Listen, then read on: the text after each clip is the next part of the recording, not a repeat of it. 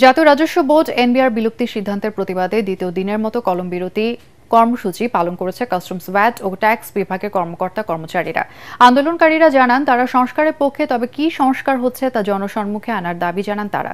এদিকে রাজস্ব ভবনের সামনে আওয়ামী ফ্যাসিস্টদের সহযোগীদের অপসারণ ও গ্রেফতারের দাবিতে বিক্ষোভ কর্মসূচি পালন করেছে ফ্যাসিবাদ বিরোধী জনতা। দেখুন ঐশী গোস্বামী প্রমার রিপোর্ট। জাতীয় রাজস্ব বোর্ড এনবিআর বিলুপ্তির সিদ্ধান্তের প্রতিবাদে দেশের সব কাস্টমস, ভ্যাট ও আয়কর বিভাগের বিভিন্ন দফতর সহ এনবিআর এর প্রধান কার্যালয়ে দ্বিতীয় দিনের মতো কলম বিরতি পালন করেন কর্মকর্তা কর্মচারীরা। প্রশাসনিক অনুমোদন ব্যবস্থা বিদ্যমান। এনবিআর সংস্কার ঐক্য পরিষদের পক্ষ থেকে জানানো হয়, বর্তমানে প্রস্তাবিত সংস্কার প্রক্রিয়া সমন্বিত নয় এবং এতে কাস্টমস ও ট্যাক্স সার্ভিসের হাজার হাজার কর্মকর্তা কর্মচারীর মতামত উপেক্ষা করা হয়েছে।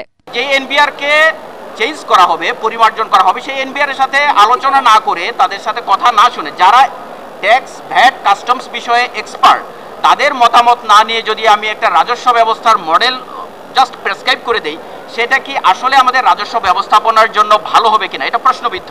একতরফাভাবে অধ্যাদেশ জারি করে এই ধরনের সংস্কার চাপিয়ে দিলে তা রাজস্ব ব্যবস্থায় অস্থিতিশীলতা সৃষ্টি করবে বলেও জানায় তারা। তাই সংশ্লিষ্ট সব পক্ষের মতামত গ্রহণ ও আলোচনার ভিত্তিতে সিদ্ধান্ত নেয়ার দাবি তাদের। জাতীয় রাজস্ব বোর্ডের কাঠামোগত সংস্কার সময়ের দাবি, তবে এই সংস্কার হতে হবে বাস্তবমুখী, অংশীজনের মতামত ভিত্তিক এবং কর্মকর্তা কর্মচারীদের দক্ষতা ও অভিজ্ঞতার সর্বোচ্চ মূল্যায়নের মাধ্যমে।